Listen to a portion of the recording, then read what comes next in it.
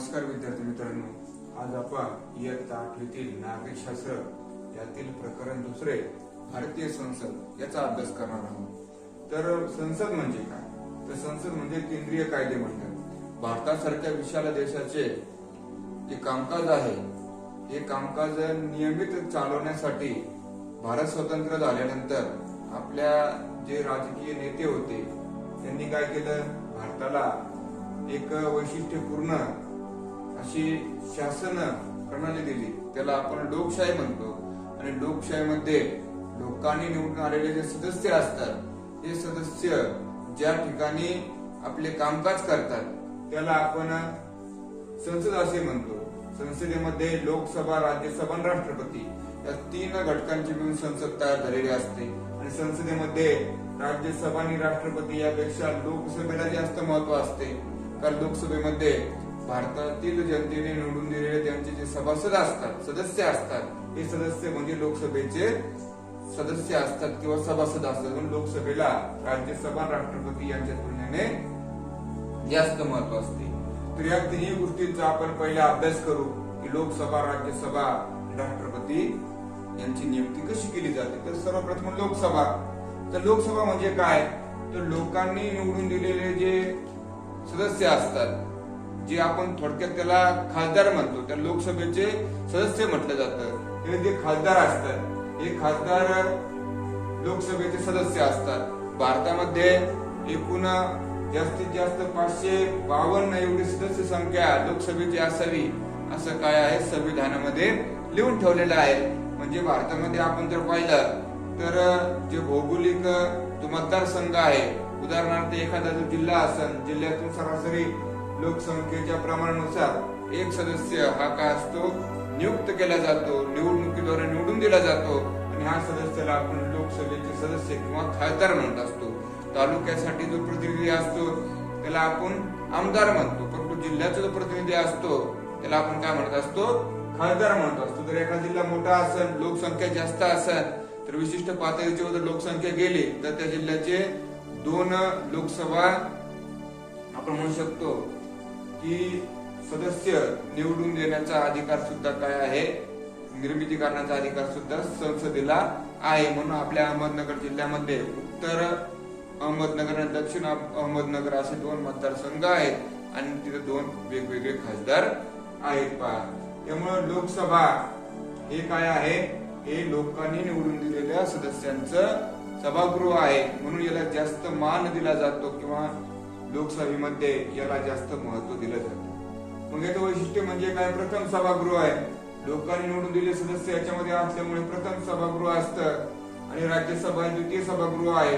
राज्यसभेचे सदस्य हे लोकनियुक्त नसतात, म्हणजे प्रत्यक्ष सामान्य जनता त्यांना निवडून दिलं जात नाही, त्यांची निवडणूक असते, पण यांची निवडणुकीमध्ये प्रत्यक्ष जनतेचा सहभाग नसतो। या निवडणुकीमध्ये लोकसभेचे सदस्य विविध राज्यातील जे आमदार असतात या आमदारांचा आणि लोकसभेतील खासदारांचा निवडणुकीमध्ये सहभाग असतो। याच्यामध्ये जनतेचा सहभाग नसल्यामुळं या राज्यसभेतील सदस्यांना द्वितीय सभागृह असं म्हटलं जातं। प्रथम सभागृहाचा मान लोकसभेतील सदस्यांना देण्यात आलेला आहे।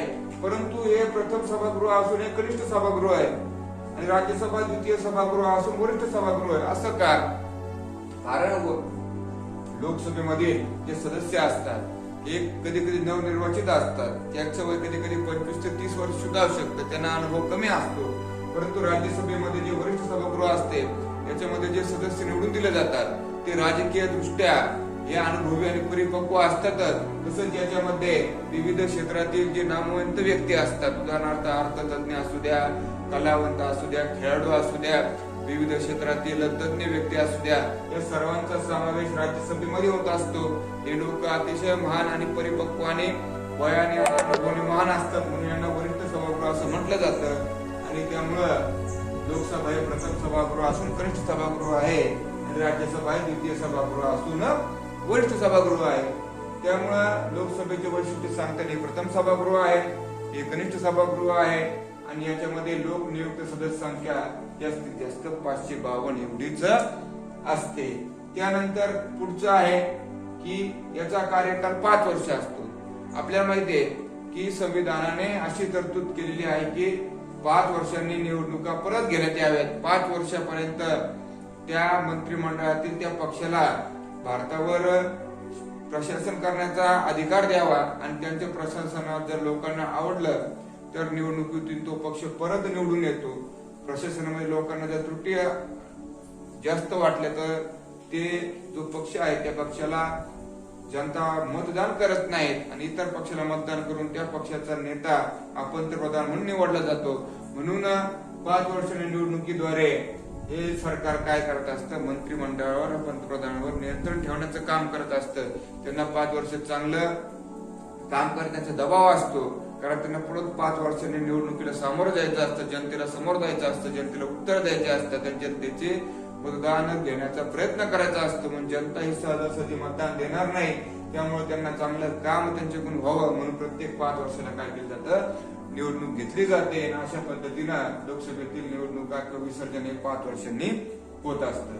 त्यानंतर लोकसभेमध्ये जे सदस्य असतात या सदस्यामध्ये राखीव जागांचं काय आहे, एक तत्व आहे, प्रणाली आहे. राखीव जागा का असतात तर राखीव जागा या अनुसूचित जाती जमाती आणि महिलांसाठी राखीव जागा असतात, कारण त्यांच्या विकासासाठी त्यांना कुठेतरी एक स्टेज हवा असतं.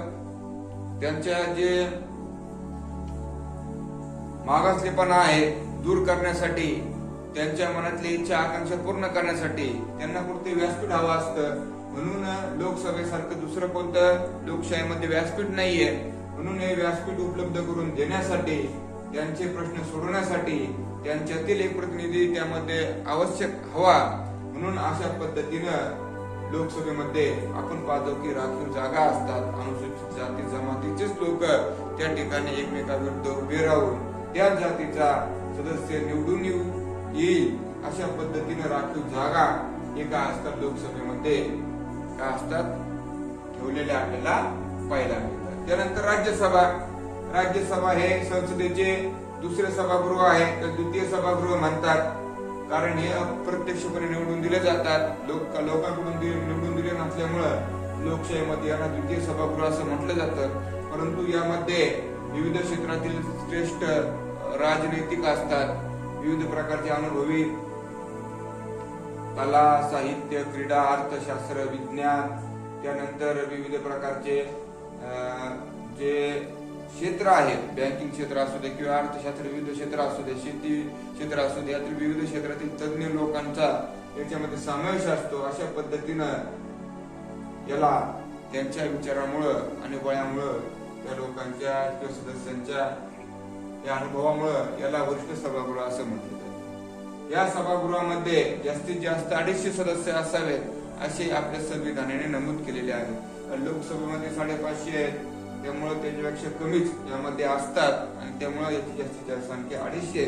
परंतु जरी 250 असली तर त्यामध्ये पण विभाजन आहे. 238 अधिक 12 238 सदस्य कुठून निवडून दिले जातात तर ते भारतातील विविध राज्य आणि केंद्रशासित प्रदेश यांच्यामध्ये 238 जागा विभागलेल्या असतात. त्या प्रदेशातील जे सदस्य असतात ते सदस्यांना काय केलं जातं, या राज्यसभेच्या खासदारकीच्या निवडणुकीत उभं राहण्याचा एक मार्ग असतो. परंतु ज्या 12 जागा असतात या 12 जागांसाठी आपण म्हणू शकतो की विविध क्षेत्रातले जे कायदे तज्ञ असतात किंवा कलाकार असतात, विविध प्रकारचे खेळाडू असतात, विविध क्षेत्रातील तज्ञ व्यक्ती असतात, यांच्यासाठी या 12 जागा राखीव ठेवलेल्या असतात. पहा, त्यानंतर ज्या पद्धतीनं 5 वर्षांनी ही लोकसभा विसर्जित होते त्या पद्धतीने राज्यसभा कधी विसर्जित होत नाही.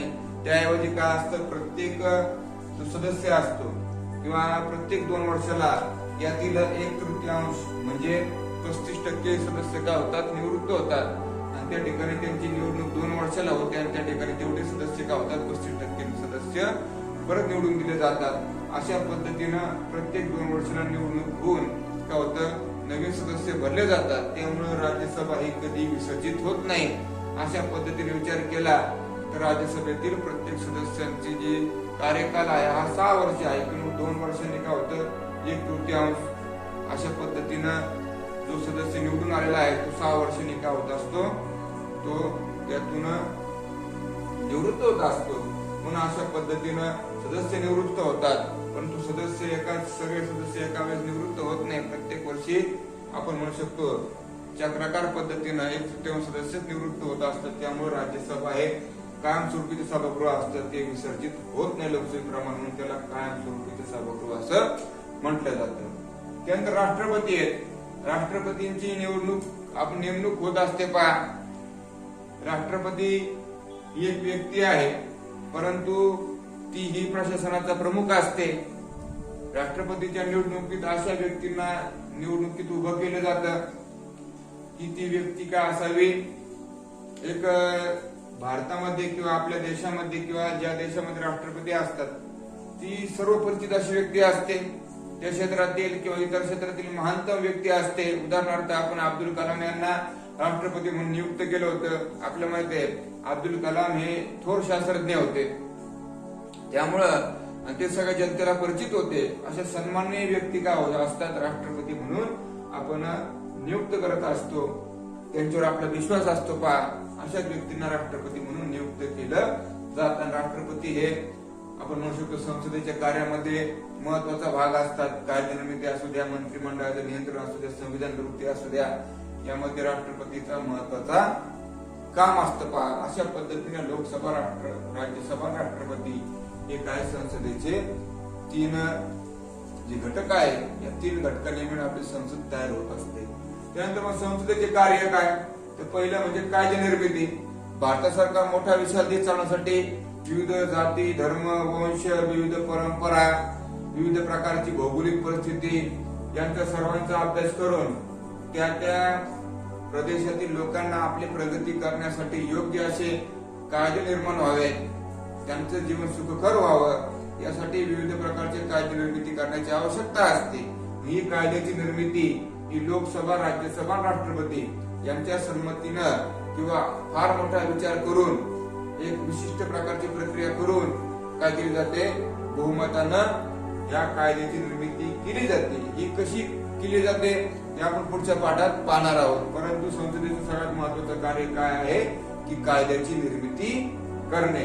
त्यानंतर आहे मंत्रिमंडळ नियंत्रण. आता मंत्रिमंडळ म्हणजे काय, तर लोकसभेमध्ये ज्या पक्षाच्या जास्तीत जास्त जागा निवडून येतात तो पक्ष आपला नेता जो असतो त्या नेत्याला पंतप्रधान घोषित करतात, आणि जे पंतप्रधान आपले जे वरिष्ठ त्या पक्षातील जे नेते असतात त्या नेत्यांना विविध खात्यांचं वाटप करून ते खाते चालवण्याचे त्यांना नेता म्हणून परवानगी देतात. अशा पद्धतीने ते खात्याचे मंत्री बनतात आणि ह्या विविध खात्याचे मंत्री पंतप्रधान मिळून मंत्रिमंडळ तयार होत असतं.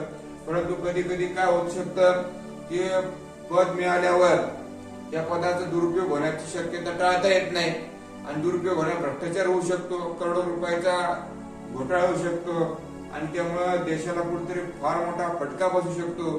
त्यामुळं सत्ता जरी मंत्रिमंडळाची आली, लोकसदस्यांची असली, परंतु त्यांच्याकडून कोणत्याही प्रकारचा दुराचार होऊ नये, त्यांच्या कामकाजावर प्रत्यक्ष नियंत्रण असावं, म्हणून लोकसभेमध्ये